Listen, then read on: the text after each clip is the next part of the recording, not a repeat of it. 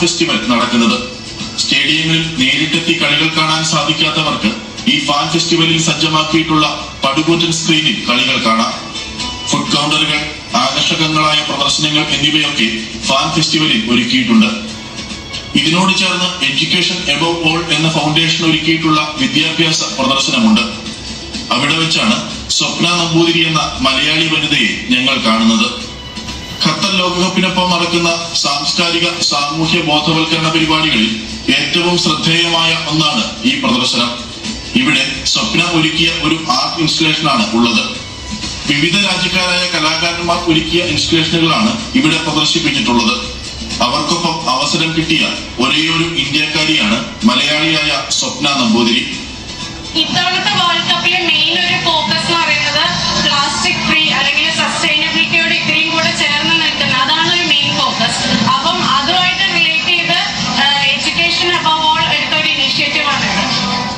പ്രകൃതി സംരക്ഷണം, പുനരുപയോഗം, സുസ്ഥിര വികസനം എന്നീ ആശയങ്ങളെ മുൻനിർത്തിയാണ് പ്രദർശനങ്ങൾ ഒരുക്കിയിട്ടുള്ളത്.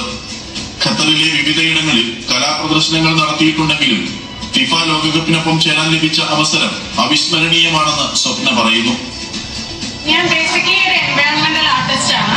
കൂടുതലും നമ്മൾ വലിച്ചെറിയുന്ന സാധനങ്ങൾ വെച്ചിട്ടുള്ള സ്കൾപ്ചേഴ്സും ആർട്ട് വർക്കാണ് ഞാൻ ചെയ്യുന്നത്. അപ്പം ഈ ഒരു ആർട്ട് വർക്കിന്റെ പേര് റീലിവ് ഡ്രീം ആണ് പേര്.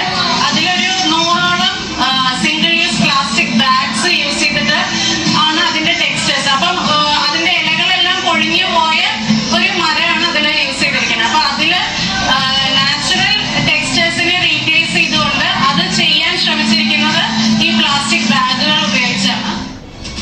പ്ലാസ്റ്റിക് ഉൾപ്പെടെ പ്രകൃതിക്ക് ദോഷമുണ്ടാക്കുന്ന വസ്തുക്കൾ ഉപയോഗിച്ചുള്ള കലാസൃഷ്ടികളാണ് പ്രധാനമായും സ്വപ്ന ചെയ്യുന്നത്. അത്തരമൊരു ഇൻസ്റ്റലേഷനാണ് അൽബിദ പാർക്കിലെ ഫിഫ ഫാൻ ഫെസ്റ്റിവലിലും സ്വപ്ന തയ്യാറാക്കിയിരിക്കുന്നത്. ഉപയോഗിച്ച ശേഷം വലിച്ചെറിയുന്ന പ്ലാസ്റ്റിക് കൂടുകൾ കൊണ്ടുള്ള പൂക്കൾ നിറഞ്ഞ ഒരു മരം.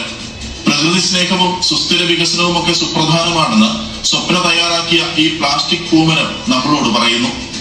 8 വർഷമായി ഖത്തറിൽ വന്നിട്ട്. അപ്പൊ ഈ ഒരു ജേർണിയിലെ ഏറ്റവും വലിയ അന്ന് വന്നപ്പോ മുതൽ കേൾക്കുന്നതാണ് 22-ല് വേൾഡ് കപ്പ് ഉണ്ടെന്ന്.